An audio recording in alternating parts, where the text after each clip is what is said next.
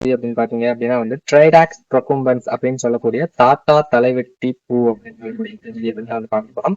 இதுக்கு பாத்தீங்க அப்படின்னா வந்து வெட்டுக்காய நிறைய பேர் வந்து உங்க ஊர்ல வேற ஏதாச்சும் பேர் இருந்துச்சா வந்து சொல்லுங்க.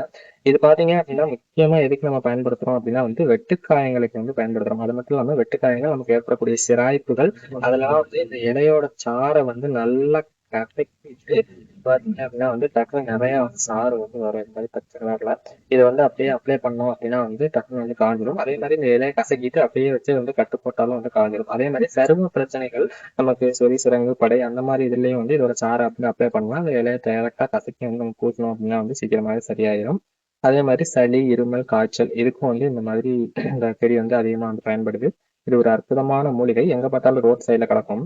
இது நார்மலா நம்ம சின்ன வயசுல பாத்தீங்க அப்படின்னா வந்து இப்படி ஊதி விட்டு விளையாண்டுருப்போம். இதுல இருந்து வந்து பூக்கள் வந்து பறந்து போகும். இதான் வந்து இதோட ஷீட் ஸ்ப்ரெட்டிங் மெக்கானிசம். இதுல இருந்து அழகா வந்து பூக்கள் வந்து பறந்து போறத நம்ம வந்து விளையாண்டுட்டு இருக்கோம் சின்ன வயசுல. இது மாதிரி நிறைய மூலிகைகளை பத்தி தெரிஞ்சுக்கணும் அப்படின்னா வந்து மறக்காம நம்ம சேனலை ஃபாலோ பண்ணுங்க. நிறைய ஷேர் பண்ணி சப்போர்ட் பண்ணுங்க. நன்றி. Bye by.